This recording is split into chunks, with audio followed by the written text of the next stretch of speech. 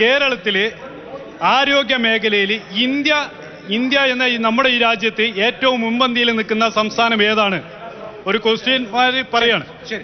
അതുപോലെ ആരോഗ്യ മേഖലയിൽ പറഞ്ഞ് പട്ടിണിയിൽ ഈ ഇന്ത്യ രാജ്യത്ത് ജനങ്ങൾ പട്ടിണി കിടക്കുന്ന കേരളത്തിൽ എന്ന് ഉല്ലാസേട്ടൻ പറഞ്ഞ് ഈ സംസ്ഥാനങ്ങളിൽ 32 സംസ്ഥാനങ്ങളിൽ ഏറ്റവും കൂടുതൽ പട്ടിണി കിടക്കുന്ന സംസ്ഥാനം ഏതാണ്?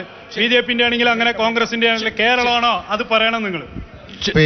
ശരി, ഇതിന് ഉത്തരം കഴിഞ്ഞിട്ട് ഒരു ബ്രേക്ക് എടുക്കും. പട്ടിണി, ആരോഗ്യം. എനിക്ക് പേരൊന്ന് ചോദിക്കാലോ. അബ്ദുള്ള.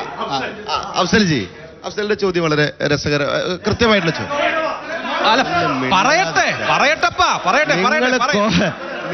കോൺഗ്രസും CPM ഓളിയിട്ട് കളിക്കരുത് പ്ലീസ്.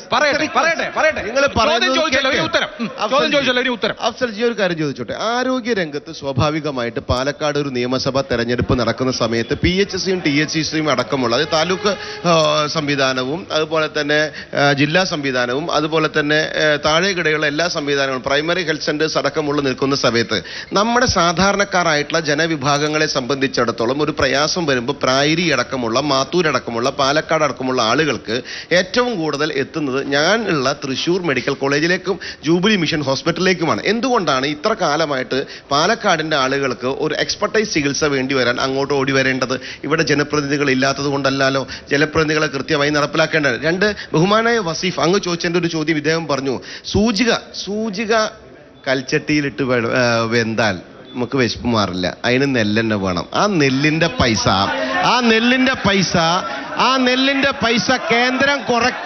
കേന്ദ്രം കൊടുക്കുമ്പോ ആഗോള സൂചിക കൽച്ചട്ടിയിലിട്ടാൽ അന്നം കഴിക്കാൻ പറ്റൂല.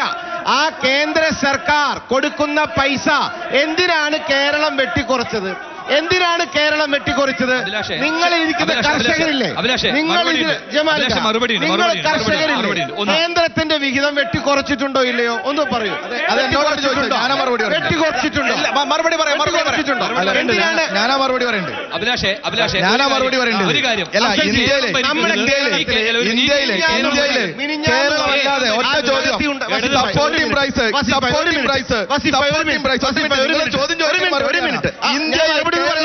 ഒരു സംസ്ഥാനത്തും നെല്ലിന് പോട്ടെ ഒരു ഉൽപ്പന്നങ്ങൾക്കും കേന്ദ്രം കൊടുക്കുന്ന സബ്സിഡിയുടെ പുറത്ത് മറ്റൊരു സപ്പോർട്ടിംഗ് പ്രൈസ് കൊടുക്കുന്ന ഏക സംസ്ഥാനം കേന്ദ്രം